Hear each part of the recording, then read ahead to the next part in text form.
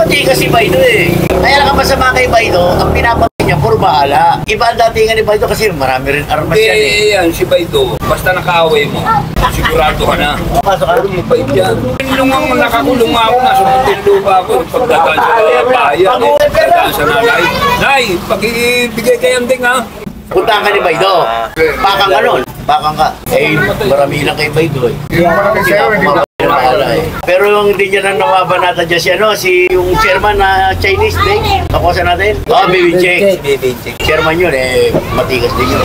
Si Noel Pangan. Tang na, kapangga niya rin, pero hindi nila kaya rin si Noel Pangan eh. Si Noel Pangan eh, taon labas ang mga kakusa. Hindi, nakapalog siya sa Dikis. Kaya natutulugan ni Pangan kagad kung ano yung bayak ng Baido. Marami silang magkakalaban dyan sa mga larong yan. Si Baido, iba datingan yan. Pag nakalaban mo si Baido, medyo magsaping ka na ng katawan. Pupuntahan ka nun. Pupuntahan ka, dadayuin ka. Dadayuin ka nun. Pero si Prigit nga o dyan o, si Prigit. Si Romy Prigit. Oo, sa Blayan, tinapagtapakan siya. Dinayo siya dyan ah, Paglayan. Pinilitahan. Pinapaktapakan si Baido? Oo, siyempre kapatid Kapatid si Romy. Pupuntahan ka nun. Gano'n namaya ay lang. Oo, pinuntahan siya dyan. Kinamati ni Baido, sakit na rin sa Muntinlupa. Muntinlupa. Napraning na napraning.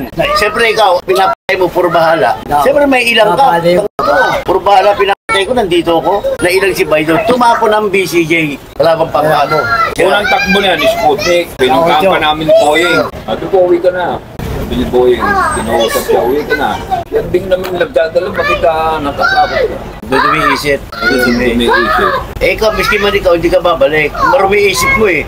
Ngayon, pinay mo, puro bahala, tapos pupunta ka rin sa bahala. Sa jail, nagagawa niya yon. Kasi sa jail, may boses siya, hari siya. Sumusunod sa kanya mga bahala kasi may pangalan sa bahala yan eh. Medyo napraning na yun, nung pinatay niya na yung bahala doon sa jail. 1 linggo nang ipinoponin, patay na pala. May tukod dito. May tukod na. Oo. Hawak-hawak kung ganyan po, napatay na. Yun ang huli niya, yun ang huli niya. Oo, yun na. Pero nung kapanahon na namin, nung dumating ako doon namin siya, nasa isang sulog lang si Don Baido. Kaya sa hagdanan, yung hagdanan natin, paitang natin pag gano'n. Nandun na lang yun. Nakagano'n, no? Hindi na siya. Kaaway na si Boy Gutsi. Oo. Naloko siya ni Boy Gutsi. Sige, lakad.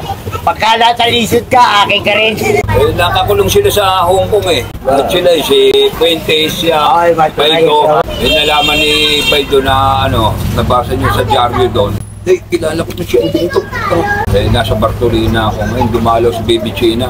Sabi ni Baby China, natanggap mo yung padala. Sabi ko lang, dinadala dito. Dinayo ni Baido yun. Pinalakol. Pinalakol ni Baido. Wala pang dalang baril ha. Pinalakol siya. Nangina niya eh. Si Joey Ansieta. May pangalan din yun. Magkakasama sa ibang, ang lakad din na sa ibang bansa. Ganun eh, Hold up. Matter siya. Papakalan daw, no? Ibigay mo kay Jello. Pasok na sa'yo yan eh. Wala na sa departamento eh. Ang lahat naman ng bagay eh, may gabay.